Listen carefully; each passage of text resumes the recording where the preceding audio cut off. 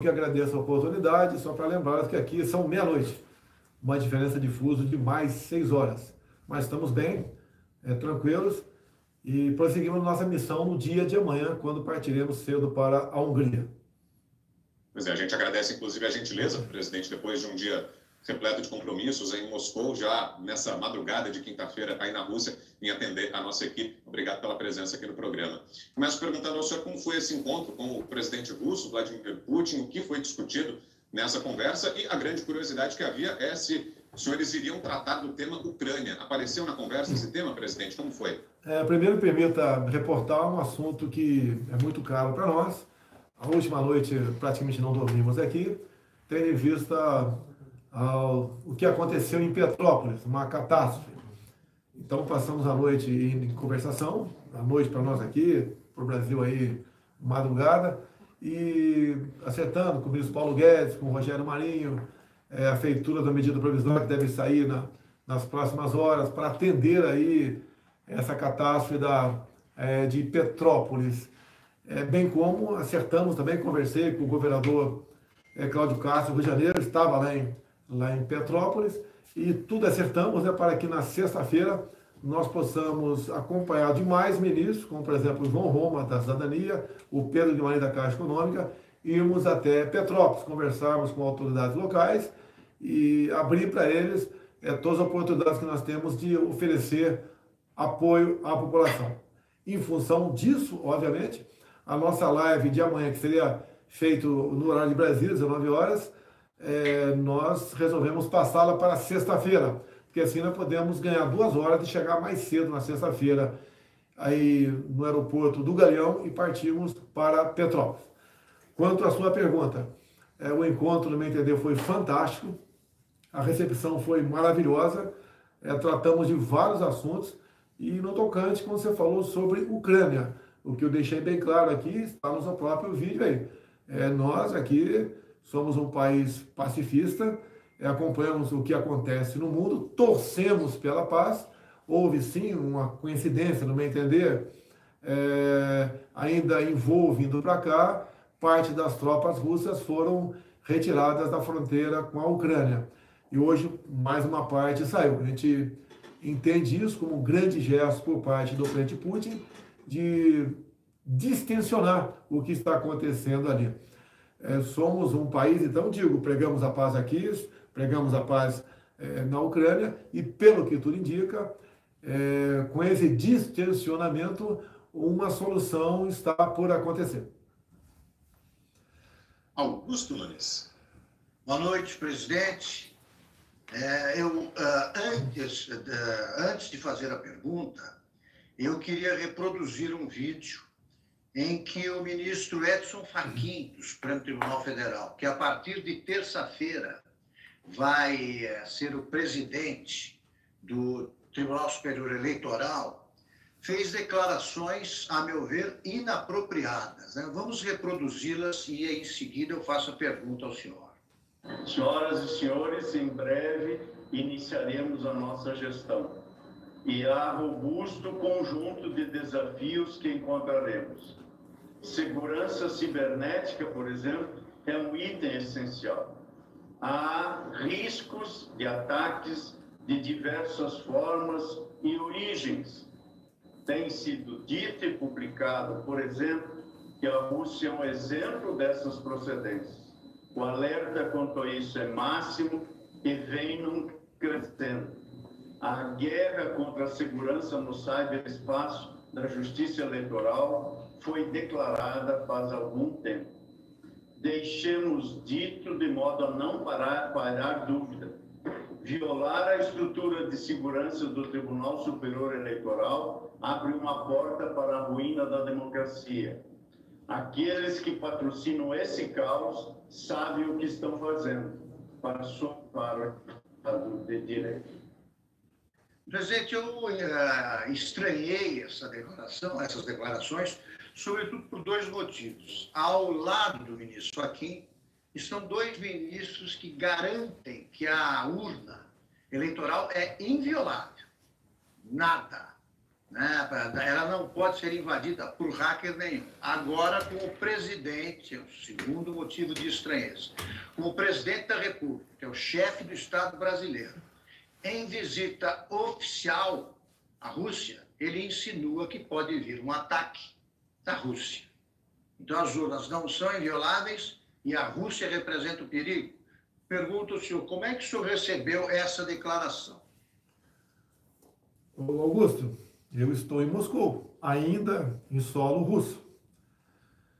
Uma crítica de, na verdade, 3 autoridades que integram o Supremo Tribunal Federal. E, por coincidência, também integram o Tribunal Superior Eleitoral. É triste e é constrangedor para mim receber acusação de como que se a Rússia se comportasse como um país terrorista digital. Eles têm certeza, né? O Fachin, o Barroso e também ali o senhor Alexandre de Moraes, que eu estou na Rússia. Isso é lamentável, esse tipo de declaração. Confesso, se não visse as imagens, fosse uma matéria escrita apenas, eu ia falar que era um fake news. Agora, como você bem disse, se as urnas são invioláveis, se todo o processo eleitoral é garantido, por que temer possíveis hackers? E dizer que hacker existe em praticamente todos os países do mundo. Até em Cuba tem hacker. A inteligência cubana trabalha em cima disso. Venezuela também tem. Posso citar aqui, acredito que não exista país que não tenha um hacker. E tem muito hacker que não se intitula desse ou daquele país. Cuidam dos seus negócios escusos com quem lhe pagar mais. Agora, realmente, o próprio ministro Fachin acaba de comprovar, no meu entender, que ele não tem confiança no sistema eleitoral. Eu não sei o que está passando na cabeça deles. Eles nos convidaram no final do ano passado, quero dizer, Forças Armadas, eu sou chefe supremo das Forças Armadas, a participar do processo eleitoral do corrente ano. Nós aceitamos. Tá? As Forças Armadas questionaram o Tribunal Superior Eleitoral sobre possíveis, eu digo possíveis vulnerabilidades. Foram uns 40 itens batendo nessa tecla, pedindo informações, algumas técnicas, outros pedindo manuais, pedindo procedimentos. Nos responderam, né, a questão de 3 dias aproximadamente. São centenas de páginas. E o pessoal das Forças Armadas, os militares das Forças Armadas, que pertencem ali à área da guerra cibernética, estão analisando esses documentos. Obviamente, ou nós vamos concordar, ou discordar total ou parcialmente, de forma técnica também. Eu não sei porque o desespero com esse ataque, né, gratuito a um país no qual o chefe de Estado brasileiro está presente, como se aqui fosse um país que viesse a participar de forma criminosa numas eleições no Brasil. Se o sistema eleitoral é inviolável, por que essa preocupação? Acabar de comprovar que existe a possibilidade de ser violado. Outra coisa, é um assunto que nós queremos discutir nos autos, entre aspas, né? Mas deixo bem claro, eu não divulguei, juntamente com o deputado Felipe Barros, lá do Paraná, nenhum inquérito sigiloso. O próprio encarregado do inquérito, o delegado encarregado do inquérito, prestou depoimento à Polícia Federal nesse inquérito dos vazamentos, que está aí, que foi aberto por decisão do ministro Alexandre de Moraes, e ele diz que quando entregou oficialmente com recibo para o Felipe Barros, e eu divulguei, até aquele momento o inquérito não tinha qualquer grau de sigilo, passou a ser sigiloso alguns dias depois da nossa divulgação. A mesma coisa a Corregedoria da Polícia Federal, falou que não tinha nada de sigiloso ali, passou a ser sigiloso depois da nossa divulgação. E aquela pergunta, o que eu falei na segunda live minha, tudo estava dentro do inquérito, como uma das questões mais importantes. Quando depois de vários meses frequentando esse grupo de hackers, os computadores do TSE, passeando pela alma do TSE, depois das eleições, como eu ganhei, eu não quero divagar agora, o que está escrito nesse documento, né?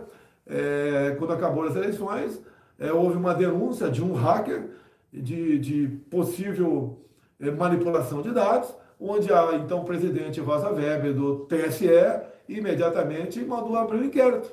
E o que interessa, de mais importante no inquérito, quando o delegado encarregado do inquérito pede os logs para o Tribunal Superior Eleitoral, e eles demoram 3 meses praticamente, e responde que os logs foram apagados de forma inadvertida por uma empresa terceirizada que foi encarregada de apurar os votos. Não quero falar nada além disso. Paro por aqui, não vou tecer qualquer comentário a mais, porque eu estou aguardando no momento, como todo o Brasil está aguardando aí, o que as Forças Armadas dirão sobre a documentação que recebeu do TSE. Se procede, se o TSE tem razão, pode ser que o TSE tenha razão, ou se não tem razão, e por quê? E os próximos passos será dado pelas nossas Forças Armadas. Agora, é lamentável essa declaração do ministro Fachin nesse sentido. Deixo claro, na última segunda-feira, o ministro Fachin, juntamente com o ministro Barroso, foram ao meu gabinete, pediram audiência, nós concedemos, foram em meu gabinete, por coincidência, estavam lá o ministro da Defesa, os comandantes de força, o chefe de Estado-Maior Conjunto, e nos cumprimentamos, e apenas o ministro Fachin falou naquele momento. Eu me dirigi a palavra 2 vezes ao ministro Alexandre, ele não respondeu, e quando saíram dali, eles foram ao Senado Federal se encontrar com o presidente Rodrigo Pacheco, e ali decidiram, inclusive, que a CPI das fake news, que está à frente da mesma o senador Ângelo Coronel, deveria voltar a funcionar. E, por coincidência, tudo que eu estou falando aqui, vocês podem rapidamente ser certificados da sua veracidade. Por coincidência, temos um vídeo de poucos meses ou algumas semanas do senador Ângelo Coronel, deputado Ângelo Coronel, que é senador, não, é CPMI. Senador. É senador, Ângelo Coronel, que esteve aqui onde eu estou no momento, na Rússia, falando que veio aqui aprender a tratar com fake news, a tratar com mentiras. Então você pode ver, quando vem o senador Ângelo Coronel para cá, diz ele que vem aprender aqui na Rússia como combater fake news, como combater mentiras, eu estaria aqui agora, segundo aí ilações do ministro Fachin, que eu estaria aqui fazendo exatamente o inverso. Então, é tudo muito lamentável, muito triste, mas eu quero, o Augusto Nunes, aguardar aí o estudo, né, das Forças Armadas sobre a documentação entregue pelo TSE há poucos dias, e para que as Forças Armadas não se manifestem, porque elas foram convidadas a participar do processo eleitoral, bem como outras instituições, e as Forças Armadas, uma vez convidadas, respeitosamente, nós vamos, eu digo que eu sou chefe supremo das Forças Armadas, de todo o processo eleitoral, do código-fonte até a sala secreta. As Forças Armadas presentes a esse processo, ela tem que ser fiadora da lisura das eleições. E é uma coisa que todos nós queremos, todos, sem exceção. Todos nós queremos eleições limpas, auditáveis, com apuração pública, para que, no final das contas, né, quando apareceu o vencedor, ninguém tenha dúvida do que aconteceu. Você pode ver, há poucos dias, o ministro Barroso elogiou o sistema, eleições em Portugal, se eu não me engano, elogiou muito, falou que ninguém contestou, só esqueceu de falar que o voto em Portugal tinha aí o voto impresso ao lado da urna eletrônica. Então, e todo mundo sabe que esse processo eleitoral no Brasil existe apenas no Brasil, no Butão e Bangladesh. Respeitosamente, né? Não existe em países que são muito mais avançados que nós na questão da informática. Eu não sei o que parece que alguns têm a esconder. Nós queremos eleições limpas. Criticavam tanto os militares no passado, falavam tanto em ditadura, né? E nós queremos democracia. As Forças Armadas, as nossas Forças Armadas, trabalham dentro das 4 linhas, não precisam sair dela para fazer valer a força da democracia em nosso país. É isso que nós queremos e esperamos. E lamentamos muito essa fala do ministro Fachin, enquanto o chefe de Estado brasileiro está em solo russo. José Maria Trindade. Boa noite, José. Sua pergunta. Salve, muito boa noite, presidente. Olha, presidente, não foi só o ministro Fachin, não. O ministro Roberto Barroso também se dirigiu ao senhor com palavras pouco amigáveis, que eu nem vou entrar e levar nesse pormenor lá da fala do ministro Barroso. Mas a minha pergunta, presidente, o senhor levou para a Rússia uma comitiva boa, com vários setores, inclusive empresariais, mas o Ministério da Defesa, né, tem acordos interessantes com a Rússia, que são antigos, né, já há 10 anos, desde 2012, e principalmente a guerra cibernética. Fora desse disse-me-disse da história de fake news, existe um projeto de guerra cibernética no mundo e o Brasil se prepara para isso. O Ministério da Defesa está preparado, presidente, para esse tipo novo de guerra? Houve uma reunião hoje, na qual eu não participei, eu estava num outro evento. O ministro Braga Neto, juntamente com o Carlos França, os ministros da Defesa e das Relações Exteriores, com seus homólogos aqui em Moscou, e trataram de vários assuntos sobre defesa, obviamente, né? Isso foi um assunto tratado. É um assunto sensível, reservado, tratou-se de energia nuclear. Vocês sabem que o Brasil tem um processo ímpar de enriquecimento de urânio, que é a levitação centrífuga. O Brasil também tem o seu submarino sendo construído por propulsão nuclear.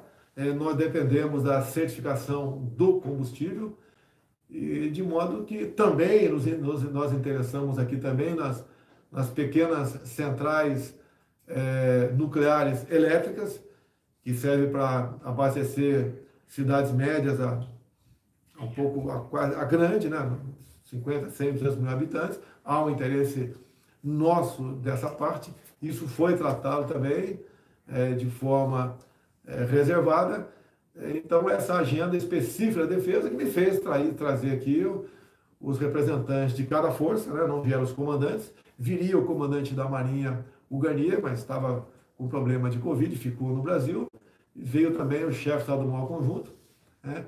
Então, uma comitiva bastante robusta na questão militar, guerra cibernética, energia nuclear e acordos, né, de defesa Brasil-Rússia. Ana Paula Henkel, boa tarde, Ana. Sua pergunta. Boa noite, presidente. Bom, o Brasil tem uma enorme comunidade ucraniana, né? Talvez aí uma das maiores comunidades ucranianas no mundo, fora da Ucrânia. Só no Paraná, eu estava checando aqui os últimos dados, são quase 1 milhão de descendentes ucranianos. E o senhor levou aí à Rússia, né, uma mensagem de paz, mas a velha imprensa continua criando tensões, algumas até imaginárias. Queria ouvir o que o senhor tem a dizer para acalmar esses ucranianos, né, descendentes de ucranianos que vivem no Brasil, tendo aí a experiência dessa viagem à Rússia dentro de uma iminente guerra que até agora parece que não vai se concretizar. Olha, eu, enquanto deputado federal, certa vez, acompanhei uma representação de ucranianos do Paraná no parlamento. O Brasil é o único país do mundo que tem gente do mundo todo. Com os ucranianos não são diferentes, na quase sua totalidade no estado do Paraná. Jamais eu iria para qualquer país do mundo para estimular, fomentar, seja lá o que for, a animosidade. Tá? Como eu disse, vocês até colocaram no vídeo aqui, no final da minha fala de hoje, que foi uma aberta à imprensa, eu falei que o mundo é a casa de todos nós. E todos nós, né? E Deus está acima de todos nós. Essa foi a mensagem que eu trouxe para cá, por coincidência ou não, não sei, por coincidência ou não, enquanto estávamos em voo, parte das tropas russas foram retiradas da fronteira, e hoje mais um pouco foi retirado. Isso é um sinal de que está sendo distensionado essa questão. Uma guerra não interessa para ninguém, e ainda mais com países nucleares, que a gente pode saber como começa e não sabe como termina. Então não interessa para país nenhum no mundo uma guerra. E todos os países do mundo, acredito, né, os países sérios do mundo, querem a paz. A minha presença aqui aceitando o convite do Putin, eu dou um sinal que acredito numa solução pacífica para as questões russas. E nada mais além disso. Alguns achavam que eu não devia vir para cá, tendo em vista esse contencioso. Em vários países do mundo tem outros contenciosos também, com o próprio Israel. Então eu não deveria ir para Israel enquanto não resolvesse o contencioso com a Palestina, assim outros países do mundo.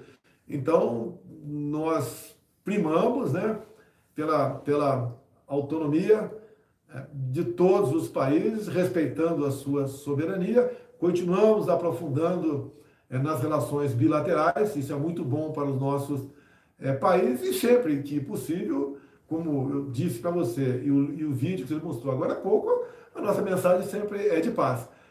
Estamos aqui, sim, respeitamos a Rússia, respeitamos a Ucrânia, e a gente pede a Deus que a solução venha, sim, pelas vias pacíficas, porque de outra forma não interessa para ninguém. Guilherme Fiuza, sua pergunta, Fiuza, boa noite. Boa noite, Vitor, boa noite a todos, boa noite, presidente Bolsonaro. Presidente, eu não sei se eu entendi bem, tive a impressão de o senhor dizer que, na visita ao Palácio do Planalto, o senhor dirigiu a palavra 2 vezes ao ministro Alexandre de Moraes e ele não respondeu ao senhor. Foi isso mesmo? E se foi isso, o senhor interpretou isso como uma hostilidade explícita?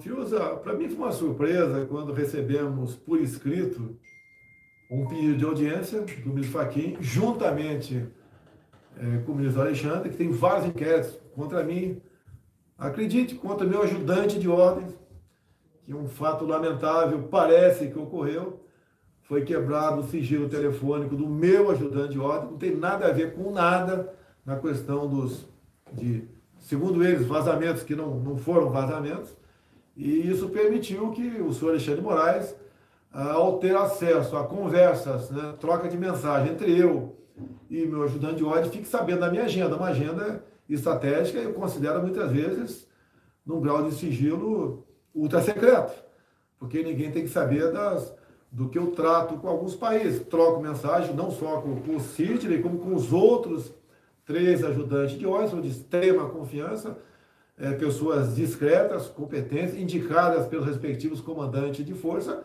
para fazer parte desse staff meu. Eu tenho um ajudante de ordem 24 horas por dia. Aconteça o que acontecer, não interessa a hora, o dia, o local, tem alguém do meu lado para exatamente me ajudar a tomar decisões. Quantas vezes eu peço para eles entrar em contato com tal autoridade, por vezes com autoridade fora do Brasil, como tem o telefone. Essa agenda não pode estar na mão de ninguém. Isso é segredo de Estado. Isso tem a ver com a soberania nacional, com a minha atividade aqui na Rússia. Então, eu entendo que a quebra de sigilo do meu ajudante de ordem, por parte do senhor Alexandre de Moraes, foi para ter acesso às informações que eu tenho. Agora, apesar de ele não achar nada que possa comprometer o meu mandato, as trocas de mensagens confidenciais entre eu, o ajudante de ordem, para tratar de assuntos internos do Brasil, de estatais, de agenda com políticos, de contatos, posso citar aqui alguns chefes de Estado que eu te mantenho contato. É lamentável que isso esteja na mão dele, usando, no meu entender, um subterfúgio para chegar à minha pessoa. Ele bate na tecla de gabinete de ódio o tempo todo. Eu desafio qualquer pessoa a me apresentar uma matéria. Olha, essa matéria aqui teria sido produzida pelo tal do gabinete do ódio. Não existe. Combater fake news, se quer combater fake news, está aí, parte da grande mídia à disposição para combater fake news. De ontem para hoje, uma salevada de fake news. Até essa questão aí do ministro Fachin é um fake news. Não é verdade que eu estaria na Rússia aqui, né, por coincidência ou não, né, para programar um ataque hacker aos computadores do TSE. Então, isso é uma pequena amostra do que está acontecendo, dos problemas que eu enfrento. Lamentavelmente, essas 3 pessoas não colaboram com o Brasil em absolutamente nada, querem apenas uma narrativa para desgastar o governo. Eu lembro o ano retrasado, quando estava no Emirados Árabes Unidos, quando aí a TV Globo aí quis botar no meu colo a morte da Marielle Franco, um constrangimento enorme para mim, se encontrando com centenas de empresários do mundo árabe para aqui apresentar o Brasil, extremamente constrangedor. Isso aconteceu, né? Não deu tempo de chegar ao conhecimento do governo russo, agora com toda certeza está sabendo. Imagine se eu tivesse um encontro logo mais no dia de hoje com ele, o constrangimento. Então são pessoas que se comportam como adolescentes. Tem um objetivo, tá? Dizer ao senhor Fachin que eu não fui, dependesse de mim, né? Eu jamais faria o que ele fez, dando início aí à anulação dos julgamentos do senhor ex-presidente Luiz Inácio Lula da Silva, que eu poderia falar muito aqui, dos desmandos que ele fez ao longo de 14 anos no Brasil, levando a quase a quebra da Petrobras, um endividamento de 900 bilhões de reais, levando também malfeitos ao BNDES de aproximadamente 500 bilhões de reais. E eu, quando junto isso tudo, são 1 trilhão e 400 bilhões, dá para se fazer 100 transposições do Rio São Francisco, meu Deus do céu. Não quero falar aqui em BNDES, em Banco do Brasil, em fundo de pensão, em estatais, como por exemplo Itaipu Binacional e de tantas outras. É lamentável realmente a maneira como uma turma do Supremo Tribunal Federal, por 3-2, tirou o Lula da cadeia e o tornou elegível. E ele se comporta agora com apoio explícito de grande parte da grande mídia brasileira, como se fosse uma pessoa que simplesmente vai concorrer a uma reeleição aí e que está entrando na política agora, como se fosse um virgem, né? Um homem está se apresentando agora para a política brasileira. Isso é lamentável. Agora, o que fica da ação desses 3 ministros do Supremo que estão dentro do TSE, lamentavelmente, que parece que eles têm um interesse, né? Primeiro buscar uma maneira de me tornar inelegível, na base da canetada. E a outra é eleger o seu candidato, que é o Lula. Lamentavelmente, isso cada vez mais se torna bastante transparente para todo o Brasil. E repito, o que eu quero, o que eu entendo que a grande maioria dos eleitores do Brasil, dos cidadãos brasileiros, querem eleições limpas, sem qualquer dúvida de possível fraude. E hoje, o senhor Fachin demonstrou claramente, da forma como ele se comportou, dizendo que está com medo de um ataque hacker. Isso, ataque hacker, você está com medo que possa acontecer nos próximos dias, pode acontecer no dia das eleições, por que não? De onde viria esse ataque hacker? Não sei. Mas o Fachin demonstra claramente que o TSE não está preparado para suportar um ataque hacker. Agora, por que um ataque hacker no TSE? Por que não na defesa, na economia, em algum outro ministério importante nosso, ou alguma estatal, um banco oficial, o Banco do Brasil, a Caixa Econômica? Por que o TSE? Ele está acusando realmente, está demonstrando, lamentavelmente, eu queria que não fosse assim, estou aguardando o parecer final das perguntas que chegaram às Forças Armadas para responder, sobre realmente a lisura das nossas eleições. Nós queremos, sim, que as eleições sejam limpas, sejam transparentes, sejam auditáveis e tenham uma contagem pública de voto. Isso é pedir muito? Isso era para o TSE estar abraçado comigo e não o tempo todo estar atacando. Como eu vi outro dia, lamentavelmente, eu vi as imagens também, você não acreditaria, o senhor Alexandre Moraes dizendo que o candidato que duvidasse do eleitoral terá o registro cassado e preso. Olha, meu Deus, eu não posso duvidar. Eu acho que a dúvida é o início da comprovação de alguma coisa. É igual a questão de vacina. Você não pode falar contra a vacina sobre possíveis efeitos colaterais que você passa a ser um criminoso. Tá? E a gente vê aí a ação desses 3 ministros do Supremo Tribunal Federal preocupados em abolir o Telegram, baseado no quê? Fake news? Mentira? Eu já vi a Gleisi Hoffmann falando que vai propor que o WhatsApp fique fora de ar por ocasião de alguns dias ou semanas antes das eleições. A agência de checagem de fake news é só do lado deles, não tem por lá de cá absolutamente nada. Isso aí é muito esquisito.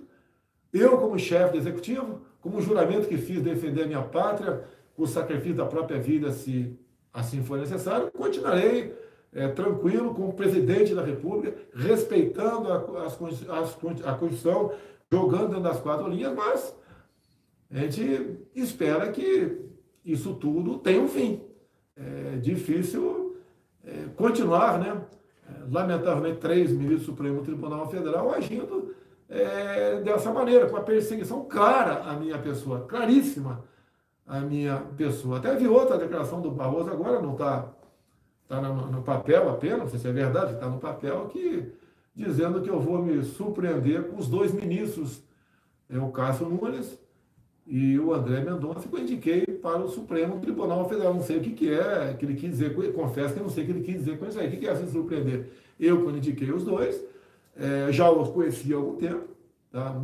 Mais até o André Mendonça do que o Cássio. O Cássio conhecia por ocasião da transição e, logicamente, eles não devem obediência a mim, mas a vida pregressa deles, né? O conhecimento jurídico e algumas questões que falam, por exemplo, da questão que fala sobre a economia do Brasil, que fala sobre, por exemplo, as questões de valores familiares, né? Conservadorismo. A princípio, a gente, dado o nosso relacionamento, a gente sabe como eles vão se comportar. Outras questões, caberá ao arbítrio deles, né? Que eu não conheço, obviamente, mas eu tenho certeza que ambos, né, como tem mais ministros dentro do Supremo Tribunal Federal que agem, no meu entender, com legitimidade, sem qualquer parcialidade, vai dar conta do recado. E digo mais, né, sempre digo, umas eleições desse ano são importantes, porque quem porventura ganhá-la, em 2023, indica mais 2 para o Supremo Tribunal Federal. Presidente, falando mais uma vez da viagem do senhor à Rússia, hoje aqui no Brasil o senhor foi criticado por causa da presença aí na Rússia do filho do senhor, do vereador Carlos Bolsonaro. Houve quem questionasse o que ele foi fazer aí. Então, transfiro ao senhor a pergunta, presidente. Qual o papel do vereador nessa viagem à Rússia? Ele aqui, para mim, com todo respeito a meus ajudantes de ordem, concorda melhor que meus ajudantes de ordem. Dorme no meu quarto. Aqui nós temos 5 quartos aqui que são cortesia do governo russo, não tem qualquer despesa.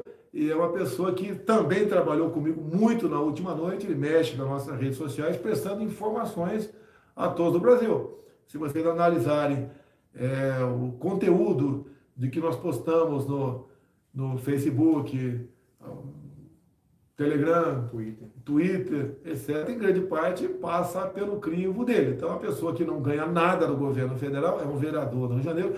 Essa noite, inclusive, dada a questão de fuso, ele votou em praticamente tudo que acontecia na Câmara Municipal do Rio de Janeiro. Esse é o trabalho dele. E faço questão de ele ou outro filho meu sempre, com a confiança que eu tenho em todos eles, me acompanhem em cada viagem. Apesar da confiança que eu tenho nos meus ajudantes de ordem, é sempre bom o Flávio, o Carlos, o Eduardo me acompanharem nessas oportunidades. Augusto. Presidente, diante da extensão da mesa em que o presidente Putin dialogou com o presidente francês Macron, um jornalista perguntou ironicamente quantos metros separariam o presidente do Brasil e o anfitrião. Qual foi a distância entre o senhor e o Putin, presidente? Olha, de um aperto de mão. Eu vi a mesa dele com o Macron, realmente estava ali uns 5, 6 metros. Deixo claro que o Macron está vacinado, eu não estou. Tá? O Putin, pelo que me consta, está vacinado com o Sputnik. Tá? Por ocasião da nossa viagem, foi apresentado uma planilha de como nós deveríamos proceder aqui no tocante ao Covid, respeitamos todos os protocolos. Aqui nas ruas, 80% da população não usa máscara, não tem multa para quem não usa máscara. Não vi ninguém falando aqui em passaporte vacinal. Também há uma liberdade aqui, quem quer tomar vacina e quem não quer. no que dependeu de mim, né? No que dependeu de mim foi nessa linha no Brasil, comprando vacina para todos os brasileiros, tomou vacina quem quis, da parte do governo. Por parte do governo federal não houve nenhum constrangimento, nenhuma exigência, nenhuma ameaça de quem porventura não tomasse a vacina não poderia fazer isso ou aquilo em órgãos federais. Então, nos cumprimentamos, teve aperto de mão, posamos para fotografia na frente das bandeiras e depois fomos para a distância ali de um aperto de mão, talvez 1 metro um do outro, conversamos muito. Depois fomos para o almoço, o total acredito que 2 horas de reunião, teve muita coisa que tratamos ali, teve muita descontração, muito descontraído também, teve risada, até uma coisa rara, né? O Putin sorria, ele sorriu, conversamos de forma descontraída em algum momento. Ele me levou depois, uma coisa rara, na despedida, não volte aqui.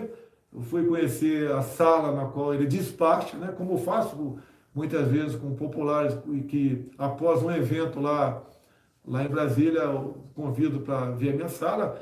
Eu sei que para quem vai lá é uma deferência, a mesma coisa ele fez comigo aqui.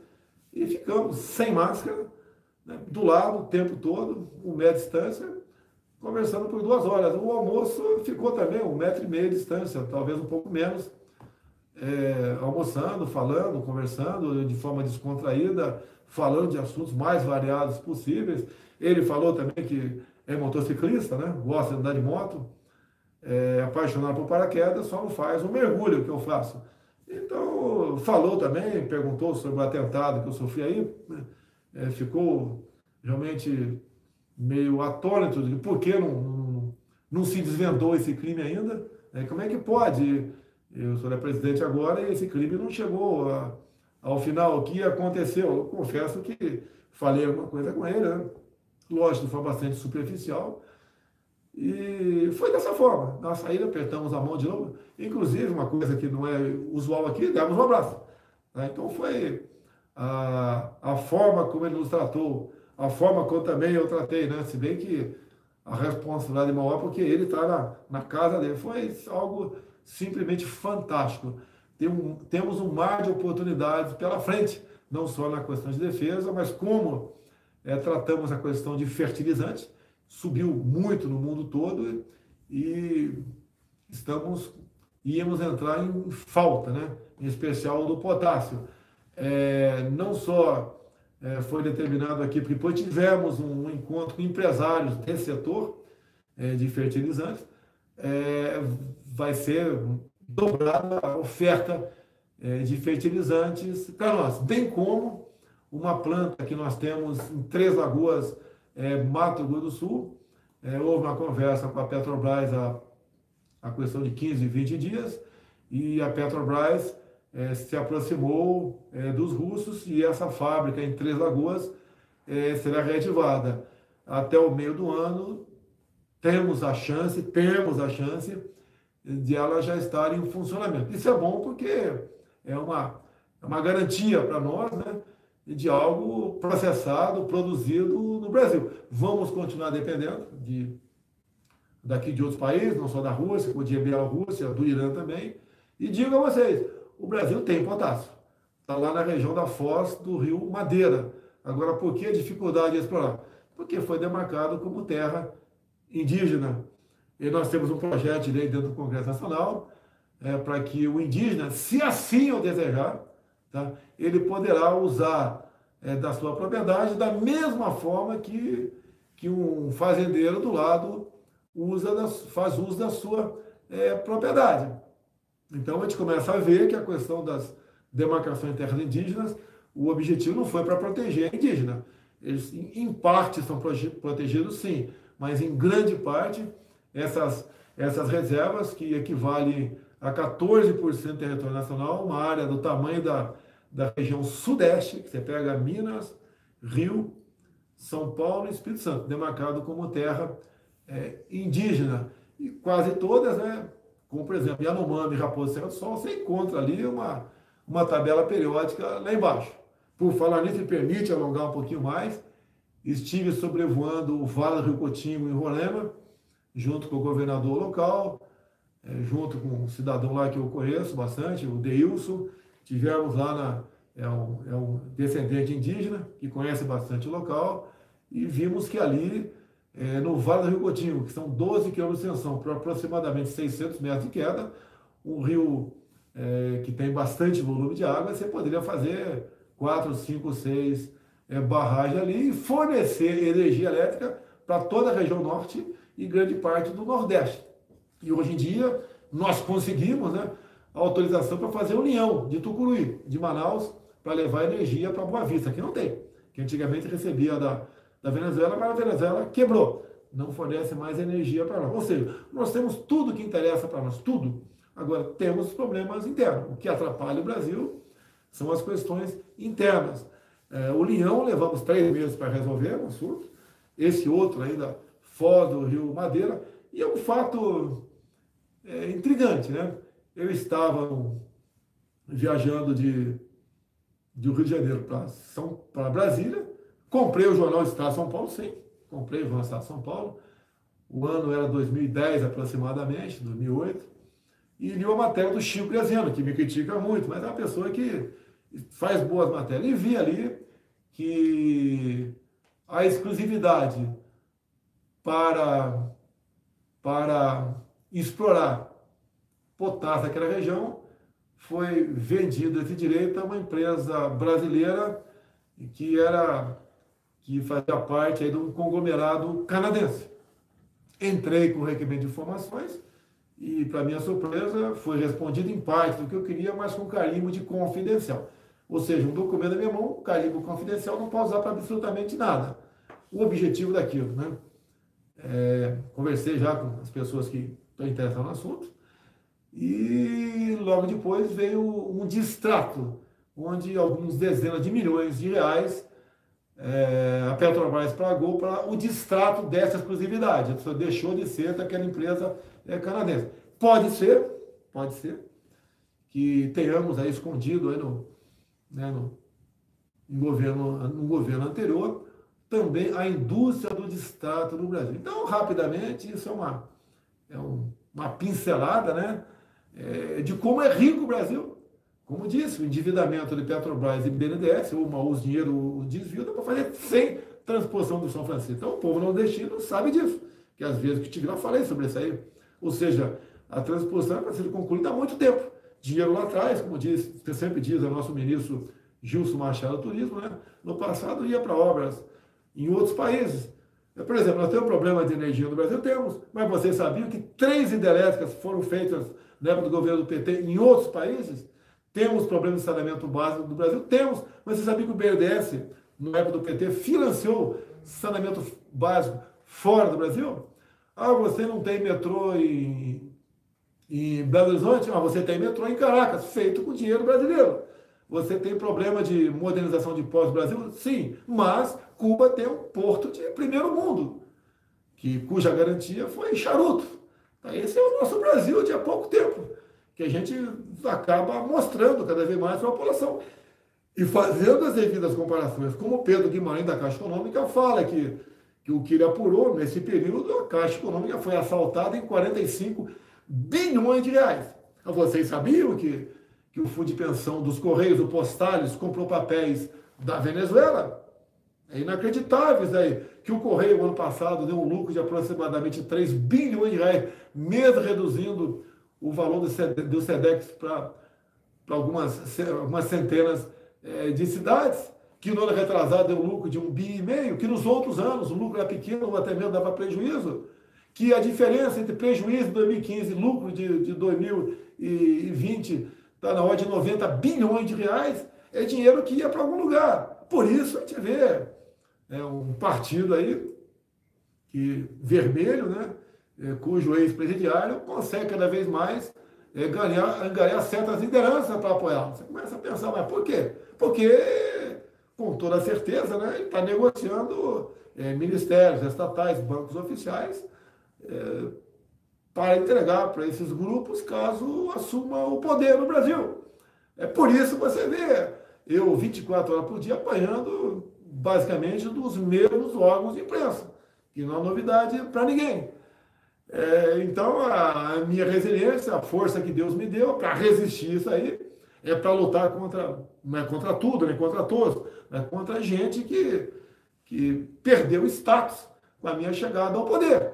E eu sempre digo, né, para quem nos acompanha, compare o padrão dos meus ministros com aqueles que nos antecederam. Você pega o Tarcísio na infraestrutura, veja os demais, os governos anteriores, veja a Damares, parece que é um ministério tranquilo, não, é um dos mais complexos ministérios, que trata com coisas bastante subjetivas, direitos humanos, mulher, cidadania, etc, etc, etc. Mas olha como é que era no passado, se tratava de ideologia de gênero, tratava do PNDH3, né? Tratava do PLC 122, não quero falar sobre isso que demora um pouquinho. Você pega o Ministério da Ciência e Tecnologia, o Marcos Pontes, o único astronauta do hemisfério sul, uma pessoa formada pela Academia da Força Aérea, pelo ITA, esteve na NASA, uma pessoa que tem um conhecimento fenomenal. Olha o padrão do Gilson Machado, ministro do Turismo. Veja o João Roma da Bahia da Cidadania, o Nicolas Lorenzoni no trabalho e emprego, né? O Paulo Guedes na economia. Veja o gigante que é a pequena, grande mulher chamada Tereza Cristina na agricultura. Veja o que foi Ricardo Salles, um excelente ministro, e quem é o Juca, que o sucedeu, uma pessoa fantástica também. A defesa, né, com os nossos ministros, atualmente com o general Braga Neto. Você pode analisar também a Secretaria-Geral, com o Ramos, que é meu amigo particular desde 1973. Você vê a Casa Civil, onde temos um senador da República, o nosso prezado senador Ciro Nogueira, que faz um trabalho excepcional com o parlamento, a própria Flávia Arruda, da Secretaria de Governo, um ministério bastante complicado, complexo, porque ele passa dinheiro, passa verbas, passa orçamento de 15 bilhões de RP9, que é a decisão de distribuir esse recurso não é nossa, é lá do parlamento. E você começa, então, a ver o Rogério Marinho, que vai estar conosco agora, esteve no sul da Bahia, esteve na entrega do ramal norte lá, de água, no Nordeste, uma passagem fantástica com ele, com Caicó, bem como ali em Jardim de Piranhas, né, entregando obras com uma represa de Oiticica que começou a ser feita em 1952. E assim nós podemos citar praticamente todos os ministros, muitos secretários nossos, como o Jorge Seife na pesca. Se puder entrevistá-lo um dia, vocês vão ver as coisas fantásticas que ele fez lá. A questão do Mário Frias, na questão da Lei Rouanet, em especial. O nosso Marcelo Magalhães, que ressuscitou aí, depois de 17 anos, os Jogos Estudantis Brasileiros. Foi um sucesso no Rio de Janeiro. Ou seja, temos muita coisa a mostrar, né? Logicamente, grande parte da grande mídia não mostra, mas concluímos 3 anos sem corrupção. Isso não é virtude, isso é obrigação da parte de qualquer gestor público. Quem está nos assistindo aqui, obrigado pela audiência. Amanhã não faremos a live, porque resolvi antecipar a minha volta para o Brasil. Em vez de pousarmos em Brasília, vou pousar no Galeão, no Rio de Janeiro, e vamos lá para sobrevoar com 2 helicópteros a região lá de Petrópolis, levando os ministros que têm mais interesse na área, como da cidadania, o João Roma, do desenvolvimento regional, o Rogério Marinho, o próprio ministro da Defesa, porque as Forças Armadas sempre são, geralmente, os primeiros a chegar, se bem que nesse caso aqui é natural.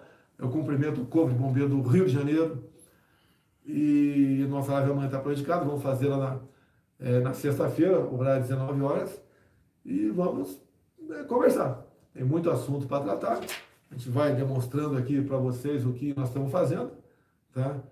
Lamentavelmente essa questão da urna ainda não está resolvida por parte dos ministros do TSE, de 3 ministros, especial, né? E a gente quer paz, quer tranquilidade, quer resolver os problemas nacionais. E quando se fala em eleições, isso tem que ter transparência total.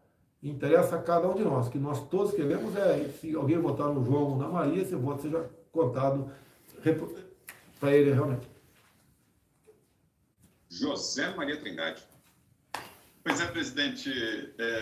corre por aqui um boato aí no mercado de que o senhor estaria abandonando o rigor fiscal, você estaria propenso a gastar mais do que arrecada, críticas sobre o aumento da dívida aí durante esse ano. É um ano de pandemia, mas, enfim, esta é a ideia do mercado. É verdade, o senhor pretende afrouxar um pouco o rigor fiscal ou continua nesta toada do início do seu mandato? A política continua sob o comando de Paulo Guedes. Fizemos um milagre do ano passado, basicamente. Conseguimos recursos para aprovar aí o novo programa chamado Auxílio Brasil, que substituiu o Bolsa Família. O Bolsa Família que era de, em média, R$190, agora passou a ser, no mínimo, R$400. Renegociamos o parcelamento dos precatórios, que, afinal de contas, o Supremo Tribunal Federal havia decidido que eu tinha que pagar de uma vez só dívidas desde o tempo do Fernando Henrique Cardoso. Não tínhamos condições de fazer isso aí. Então, parcelamos, vamos pagar de uma vez só. Quem tem dívida vai receber até R$600 mil. Quem tem mais do que isso para receber vai ser parcelado. Não existe nenhuma tentativa nossa de furar o teto, de bagunçar a nossa economia. Os números são fantásticos de janeiro para cá, né, esse um mês e meio.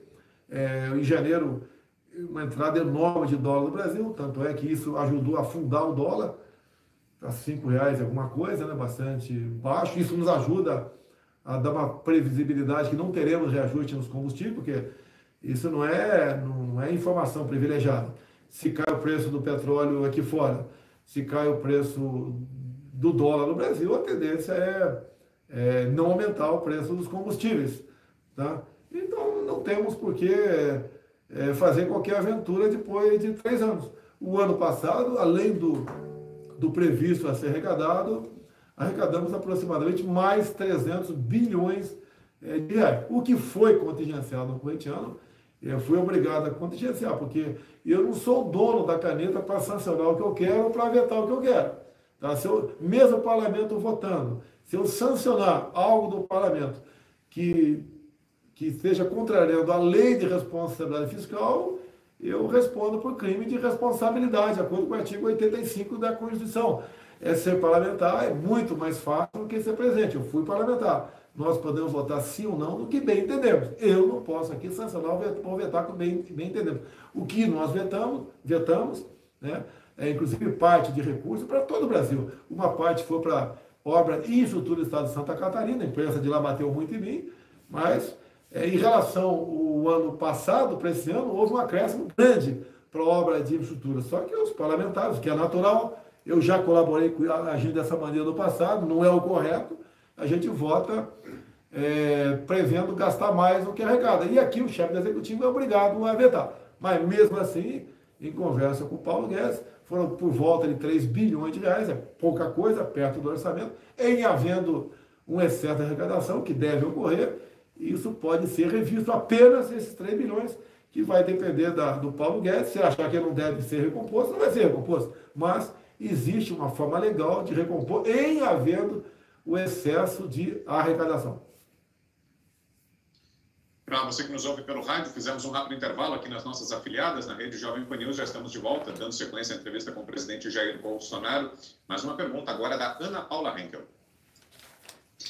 Presidente, eu costumo trazer aqui para os nossos ouvintes e espectadores algumas similaridades, né, no cenário político entre os Estados Unidos, o Brasil, principalmente na eleição de 2016 do então candidato Donald Trump e os 4 anos do presidente Trump na Casa Branca, a histeria da oposição, e que, infelizmente, hoje no Brasil nós estamos vivenciando a mesma coisa. Uma oposição histérica, nada propositiva, mas que, infelizmente, estende aí a alguns ministros do Supremo Tribunal Federal. Então, nós temos visto contas de apoiadores do senhor sendo derrubadas, as redes sociais, das plataformas, né, contas sendo censuradas, jornalistas que apoiam o senhor sendo censurados também. Agora tivemos a declaração do ministro Fachin sobre possíveis ataques cibernéticos da Rússia. Esse também foi um assunto tratado aqui, entraram em investigação, não acharam absolutamente nada em relação a isso.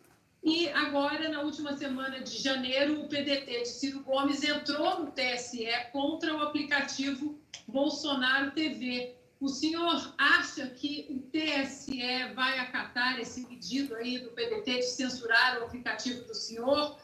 Também o STF, o senhor acha que haverá uma linha aí de cercear essa comunicação que o senhor tem com a sua base eleitoral? Apple e Android, elas autorizam. As plataformas Apple e Android autorizam de acordo com a legislação do país. Autorizam de acordo com a legislação do país. É uma forçação de barra, é a tentativa de banir pessoas nessa plataforma.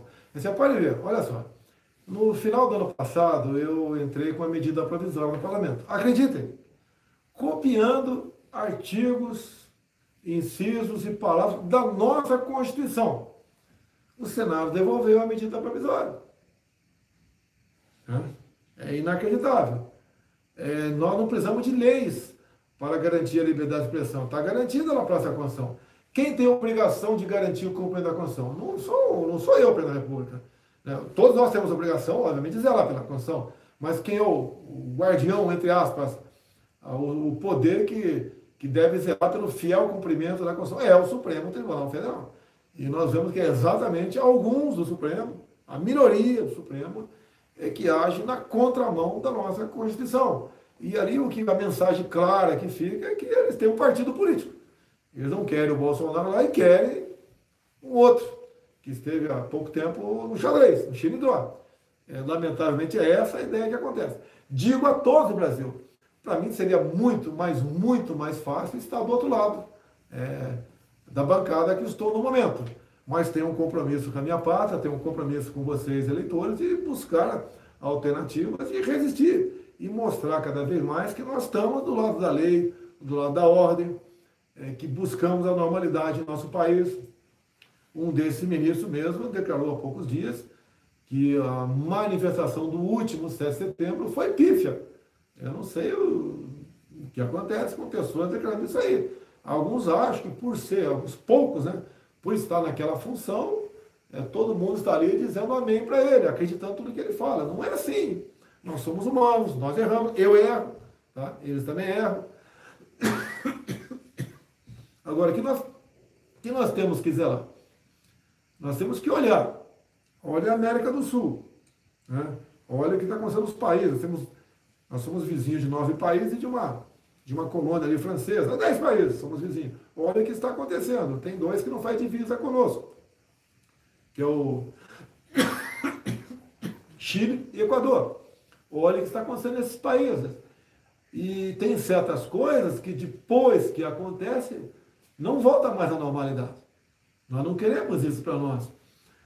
País aí como a Venezuela tem como o seu povo pobre, muitos deles iludidos, tem como fugir da ditadura, da fome, da violência, para o Brasil. Estamos batendo nos últimos dias a média de refugiados venezuelanos vindo a pé para Pacaraima, lá em Roraima, está em 800. Nós não temos para onde fugir aqui. E alguns acham que o que está acontecendo aí, o pós-pandemia, é algo que é de responsabilidade minha. Aconteceu a pandemia, eu não fui o autor, eu não obriguei ninguém a ficar em casa. Desde o primeiro momento eu tive coragem de dizer que tínhamos que combater o vírus e combater o desemprego. Tanto é que o desemprego seria em massa. Quando aquelas pessoas foram obrigadas a ficar em casa, o pessoal seletista ia perder emprego, só não ia perder emprego o funcionário público e o militar. Mas uma economia parada não ia arrecadar para pagar o salário deles. E teríamos problemas sociais gravíssimos pelo Brasil. Mas a política do fica em casa, a economia a gente vê depois, atingir em cheio o informal. O informal, muitos chamam de invisíveis, faz parte da cadeia produtiva. É uma fábrica de biscoito, por exemplo, que vende para ambulantes. Quando o ambulante não pôde mais ir para a rua, a fábrica quebrou. O pessoal seletista foi mandado embora. Nós fizemos 2 grandes programas, o tal do BEM e o PRONAMP, um de autoria do senador Jorginho Melo, lá de Santa Catarina, onde nós seguramos 11 milhões de empregos. E para os informais, que no primeiro momento seriam 38 milhões de pessoas, nós demos para 68 milhões de pessoas durante o ano 2020 todinho. Dá para imaginar o ano 2020 você pagar um auxílio emergencial para 68 milhões de pessoas? E o volume não foi pequeno, não. Porque o que nós gastamos de auxílio emergencial em 2020 foi equivalente a 15 anos de Bolsa Família. Então nós temos uma visão para o social, nós cuidamos das pessoas. Isso nós fizemos. Os governadores que fecharam tudo, que foram quase todos, não quiseram nem saber da responsabilidade. Quando o auxílio emergencial estava em R$600, no mínimo também, que, por exemplo, a mãe ganhava o dobro disso. Tinha pessoas que ganhavam 3 vezes esse valor. O nosso endividamento mensal se aproximou de 50 bilhões de reais. Por isso fomos obrigados a diminuir para 300. Né? Foram 6 meses de 600 e 4 de 300. E depois, em 21, passou para 250. Não tínhamos como pagar. Depois resolvemos acertar, porque houve inflação, sim, houve inflação, em especial nos gêneros alimentícios, e passamos então para R$400 no mínimo. Ou seja, governar um país dessa maneira, onde muitos me criticam, me responsabilizam sobre o aumento de combustíveis, eu estou aqui na Europa, a inflação de gás chegou na casa dos 400%, onde eu estou aqui, 400%. O nosso, em 2 anos, foi em torno de 30%. A gasolina aqui, os combustíveis, chegou a 300%. No Brasil, eu não tenho de cabeça aqui o valor, mas foi 10 vezes menos do que isso. Ou seja, nós estamos dentro do que acontece no mundo, nós fomos o que menos sofreu no Brasil. E pessoas criticam. Junto a isso, que nós vamos buscar também, a partir agora, dia 7 de março, 2 milhões de jovens que devem para o FIES pode renegociar a sua dívida. Tira fora juros e multas, fica com o principal da dívida, abate 92% ou 86% de cada casa e sobra aquela quantia pequena, equivalente a 10% da sua dívida, e vai pagar à vista ou em 150 meses. Vai fazer diretamente de casa. O governo faz o teu papel. Como, por exemplo, a prova de vida dos idosos, agora não precisa mais ser presencial. E se porventura precisar, nós iremos na casa do inativo, nós vamos procurar o inativo. Acaba aquele constrangimento de botar num carro uma pessoa que tem tubo muitas vezes, botar num carrinho de mão, botar numa carroça, fazer a prova de vida. É um governo que trabalha. É um governo, por exemplo, que criou o Pix, que facilitou a vida, em especial destes informais, que quando entraram no auxílio emergencial lá fora, abriram uma conta de banco e estavam com essa conta inativada. Agora vão botar essas pessoas para mexer com o Pix. E outra, não pagam nada. Nós supomos, não temos ainda o número exato, mas com o Pix, você, trabalhador, deixou de gastar 5 bilhões de reais com os encargos, né? Com as taxas que você tinha em banco quando fazia depósito ou transferência de recurso com DOCS, de outra forma qualquer. Esse é o governo federal. Tá? Nós agora, conversei com o Roberto Campos, do Banco Central, convidei uns 10 dias atrás com ele, onde ele falou para mim, olha, temos aqui 8 bilhões de reais nos bancos, que ninguém sabe se as pessoas estão vivas ou não, se elas existem ou não. Ele fez o programa, você pode consultar, eu já consultei aqui, tá? Pelo seu CPF, a data de nascimento, e tem conta, e tem algum dinheiro em conta inativa sua. Você pega o número da CPF do teu pai, tua mãe, teu tio, o parente já faleceu, faz a mesma coisa, e você tem como buscar esse dinheiro para você. O dinheiro que é teu, o governo que entrega dinheiro para a população, que não quer esconder isso daí. Nós temos esse trabalho, essa responsabilidade com todos no Brasil. Então, é o que nós fazemos, é o que nós buscamos de toda maneira, mudar, fazer um Brasil diferente. É um Brasil que tem tudo para dar certo. Apesar desses desvios trilionários, tá, o Brasil não quebrou, estamos aí vivos. Temos uma dívida monstruosa na casa dos 6 trilhões de reais, temos sim, mas tem como pagar. Os juros a longo prazo tem indicado para baixo. Tá?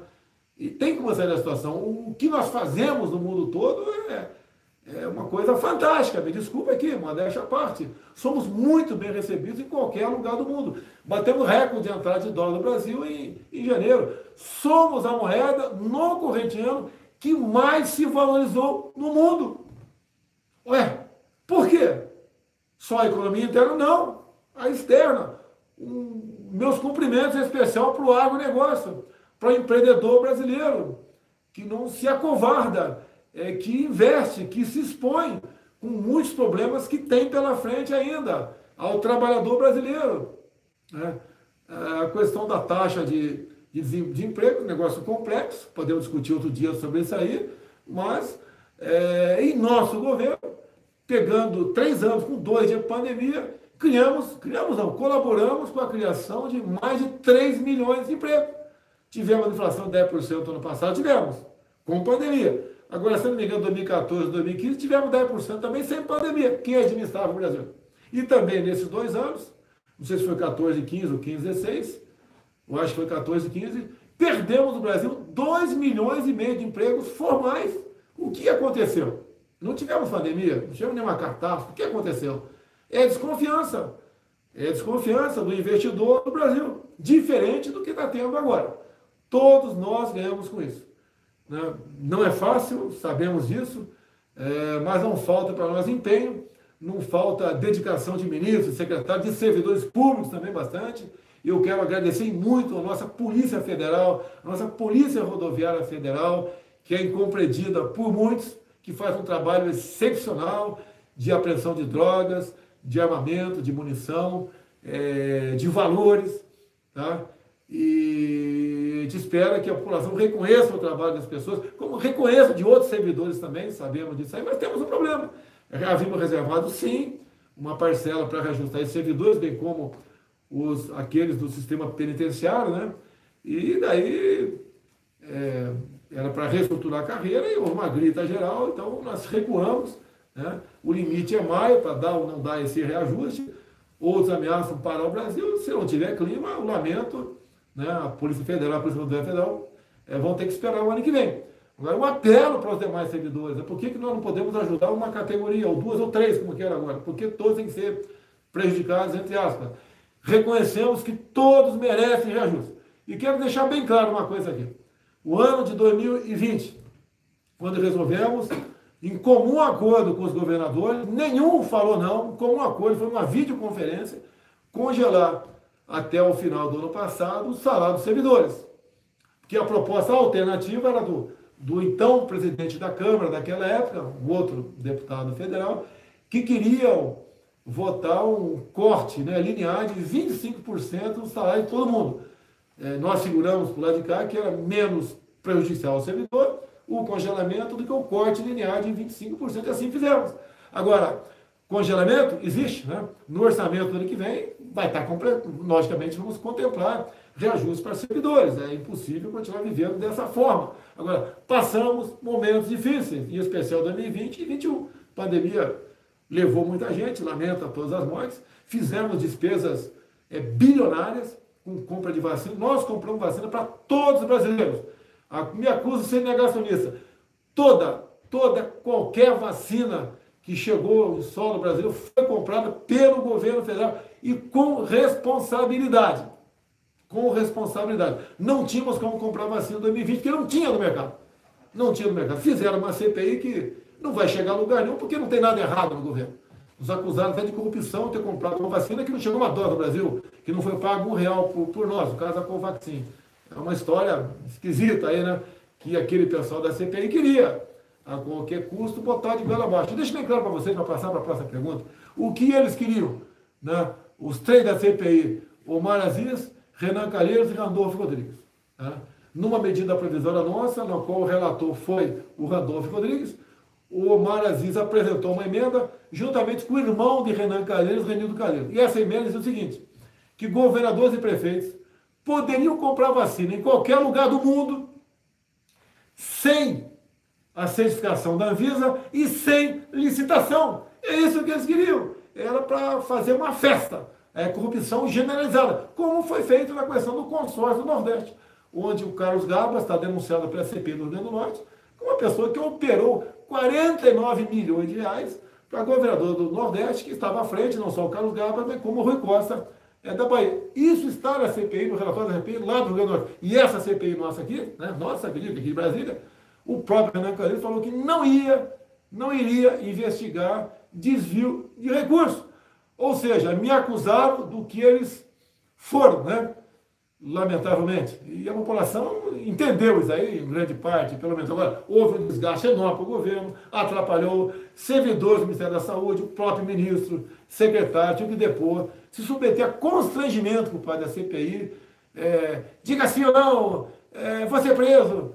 Não tem você dizer sim ou não. Né? Quer ver uma pergunta simples, né? Você acha que pode ser tudo na base de sim ou não? O Renan Calheiros, você já parou de roubar? Como é que ele ia responder para mim? Sim ou não? Se é sim, é porque já roubou. Se é não, continua roubando. Não estou acusando o Renan de ladrão, mas é uma pergunta que eu faria para ele se fosse a CPI, já que é para responder na base do sim ou não.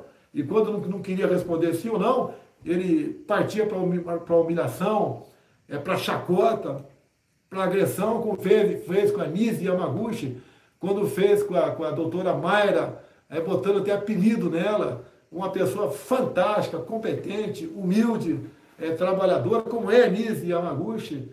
Agora, eles não convocaram o presidente do Conselho Federal de Medicina, não convocaram. E quando, as raras vezes que uma pessoa lá que se comportava de maneira diferente da qual eles queriam, o pessoal da CPI abandonava a CPI. O pessoal é o G7, né? Especial o G3. Esse é o nosso Brasil. E agora querem reabrir a CPI dos fake news. Para quê? Para tentar aí atrapalhar o governo do corretiano. Quem sabe dar munição de festim para alguém atirar em mim. Tornar inelegível na base da canetada. E entregar, então, a faixa para o ex-presidiário Lula. É isso que eles querem, entregar a faixa, que não tem cabimento. A maneira como eu sou recebido em qualquer lugar do Brasil. E aqui mesmo, quando eu vim a pé agora para cá, estou lá em Moscou, uma cidade que a temperatura está abaixo de zero e forte, tem pouca gente na rua. Fui reconhecendo pessoas, tiraram foto comigo no caminho, que eu fui comer uma pizza aqui do lado e vim para cá agora há pouco. A maneira que eu sou recebido no Nordeste, como fui em Caicó, como fui em Jardim de Piranhas, como fui lá na represa de Oiticica, como fui recebido lá na Missão Velha, no Ceará, nas motocicletas que aconteceram por livre e espontânea vontade no Brasil todo, mais de 100 mil em São Paulo, em Chapecó, com o João Rodrigues, foi espetacular, Rio Grande do Sul. É inexplicável, com problemas que nós temos, reconheço, mas sabe que a responsabilidade, a culpa não é minha. Aconteceu a questão da pandemia, fica em casa, a economia vem depois, chegou a conta para pagar. E estamos sinalizando agora com a inflação abaixo de 5%, a equipe econômica trabalha, o Paulo Guedes, converso com ele constantemente, tem o trabalho do Banco Central também. Tive a coragem de abrir mão de poder, entreguei o Banco Central no caso, para o Roberto Campos, acreditando nele, que com independência ele poderia melhor trabalhar, escolheu seus diretores, foram colocados lá para fazer o Banco Central, realmente, controlar a inflação, abrir mão. Temos problemas com algumas agências do Brasil, reguladoras, a pessoa não sabe o que é isso, mas não é fácil você mexer com agência, porque elas têm total independência, para inclusive majorar preço. Uma mexe com bandeira de energia elétrica, a outra mexe com preço de remédio, preço das mensalidades, etc. Mas faz parte da regra do jogo. Fico feliz que a população hoje em dia conhece basicamente quase todos os ministros meus, conhece todos os ministros supremos, conhece o Tribunal de Contas da União, conhece os principais líderes do parlamento, conhece alguns do Superior Tribunal de Justiça, conhece alguns desembargadores de TRF no Brasil, conhece a Câmara Municipal de Assembleia Legislativa. Há um conhecimento melhor, não só das pessoas, bem como da sua respectiva atribuição. Sabem quem está agindo corretamente e quem não está. Quem está preocupado consigo ou com o Brasil. O que eu posso dizer para todo mundo? O Brasil estando bem, todos nós ganhamos, e não o contrário.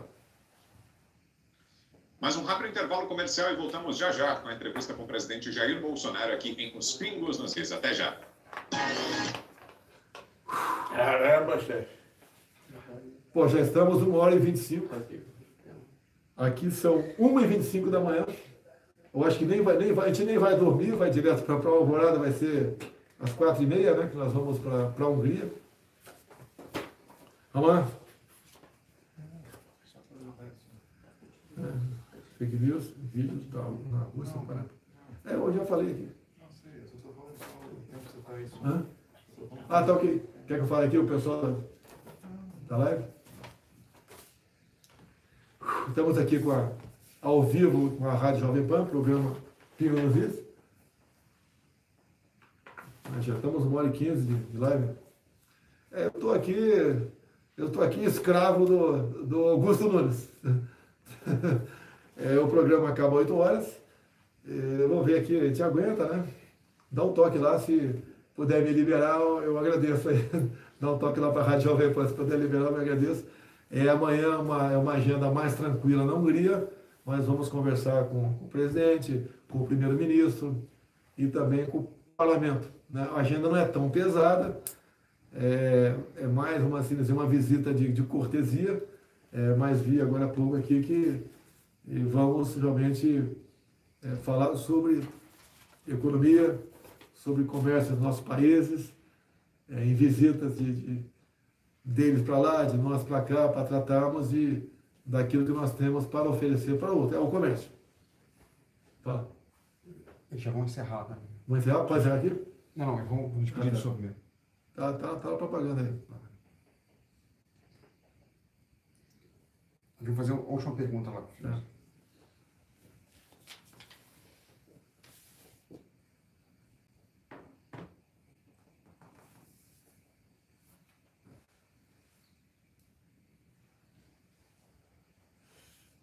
Uma coisa esquisita, não? Tá com uma cara de assustado aí, cara.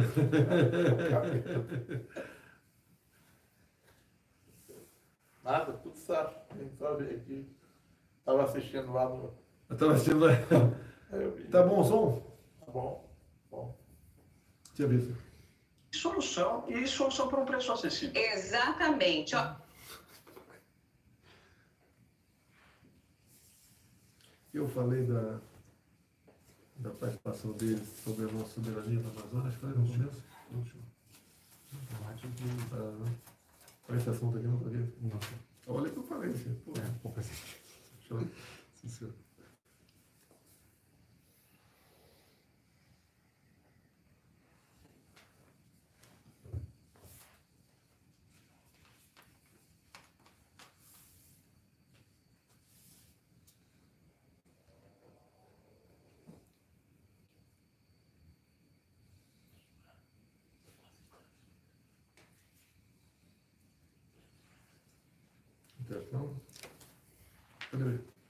Estamos de volta com os Pingos nos Is e antes de darmos sequência aqui à entrevista com o presidente Jair Bolsonaro, rapidamente a gente lança aqui para você a nossa enquete de hoje. Já no ar a pergunta é a seguinte: na sua opinião, as negociações entre o Brasil e a Rússia vão se intensificar após a visita do presidente Jair Bolsonaro? Você responde lá no portal da Jovem Pan, que é na tela www.jovempan.com.br. De volta com a entrevista com o presidente Jair Bolsonaro, mais uma pergunta, Guilherme Fiuza. Presidente, considerando aí as circunstâncias positivas dessa visita à Rússia, tanto em questões de Estado, quanto na atmosfera até pessoal entre os chefes de Estado, em que medida o senhor considera o presidente Vladimir Putin um aliado político? Fiuza, é um campo aí que fica na subjetividade. Eu tenho a minha opinião, tá? Logicamente, não tem como você fazer bons negócios se não tiver uma confiança política. Ele tem a sua forma de governar o país, tem as suas normas, as suas regras, que isso compete a ele. Isso é o respeito que eu tenho para com a soberania do Estado russo. Agora, não temos nenhum acordo político, né? O que acontece na política aqui não acontece no Brasil, eu não quero levar nada daqui para lá e ele não quer trazer nada de lá para cá.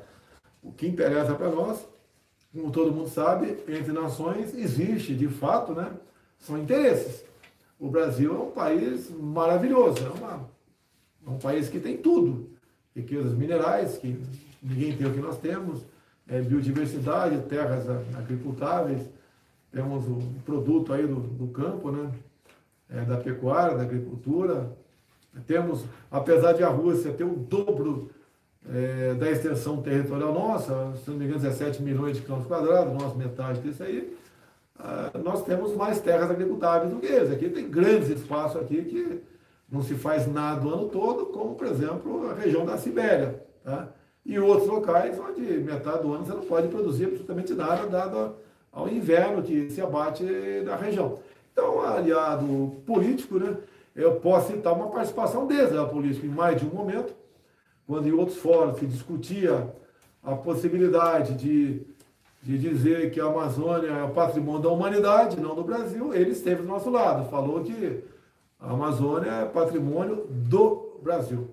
E quando se fala em questão ambiental, isso está afeto a decisões daquele país, no caso, o Brasil. Isso eu agradecer a ele, não só na parte que foi o nosso pronunciamento perante a imprensa brasileira, e como reservadamente também. Agradecer sim ao PUD que esteve ao nosso lado, ajudando a dizer que a Amazônia é do Brasil e não de um consórcio de países. Então, obviamente, isso é um sinal político muito forte da Rússia para conosco. E nós ficamos felizes com isso. E isso daí deve ser uma norma de todos os países. A gente sabe que a realidade não é. O interesse na Amazônia, como diz os memes, não são pelas girafas, pelos elefantes, né? Não são pelas zebras, né? São porque está no seu subsolo. E eu costumo dizer, raramente você tem reserva indígena em cima de solo pobre. Como disse no começo do programa, a reserva Yanomami, que equivale a 2 vezes o Rio de Janeiro, juntamente com a Raposa Serra do Sol, embaixo da terra temos ali uma tabela periódica, e bem próxima à superfície da terra, quase aflorando, diferentemente do pouco que acontece em outros países. Então somos um país fantástico, temos tudo para ser uma grande nação. Tenho conversado com o Almirante Bento, que é o ministro das Minas e Energia, na medida do possível, né? Qualquer exploração de fora aqui, vão buscar agregar valor. Porque nós temos aqui, vai acabar um dia. Eu estou com 66 anos de idade, talvez viva mais 15, 20 anos. Mas a minha filha, meus netos, de vocês também, terão 50, 60, 70 anos pela frente. E lá na frente não teremos essa quantidade de minérios no Brasil. Se nós não agregarmos valores, não investirmos, junto com o Marcos Ponce em ciência e tecnologia, estamos fadados ao se exaurir, por exemplo, nossas riquezas minerais, se transformarmos num grande, pobre país pobre. Presidente, e para fecharmos então nossa conversa, queria mais uma vez agradecer aqui em nome da nossa equipe pela presença do senhor, já na madrugada de quinta-feira, aí, né? Agora 7h30 pelo horário de Brasília, 7h30 da noite, aí 1h30 da manhã. Quais são os compromissos previstos para essa quinta-feira? O senhor vai para a Hungria, é isso, né? Por volta das 7 horas, decolo para a Hungria. Estava previsto uma live, né? Na hora de vocês aí, 19 horas, na quinta-feira. Cancelei essa live, passei para sexta-feira, porque pretendemos ganhar 2, 3 horas para chegarmos antes do meio-dia no Galeão e não mais em Brasília, para podermos não só sobrevoar a região de Petrópolis, os principais ministros que têm interesse na área, bem como se encontrar com autoridades municipais. Irá conosco o governador Cláudio Castro, para nós levarmos não só a mensagem de apoio, bem como o que a União pode colaborar para com eles. No caso, recursos para a reconstrução de casas, para a desobstrução de vias, para restabelecimento de outras. Vai o Pedro Guimarães da Caixa do Governo Federal. Se Petrópolis declarou estado de emergência ou calamidade, já deve ter declarado, uma vez acolhido pelo Ministério do Rogério Marinho. Nós novamente voltamos esse processo para o município e vai dizer se a catástrofe foi geral, que eu acho que foi, ou local. E daí os nomes dessas pessoas sobem para a Caixa Econômica Federal, em 5 dias úteis, recurso é liberado. É isso que nós podemos fazer para minorar aí a dor dessas pessoas que perderam vidas e patrimônio em Petrópolis. Ok. Obrigado, presidente, pela entrevista. Boa noite. Boa noite. E a Procuradoria da Câmara afirmou em parecer que o deputado Felipe Barros não cometeu crime ao divulgar supostos dados sigilosos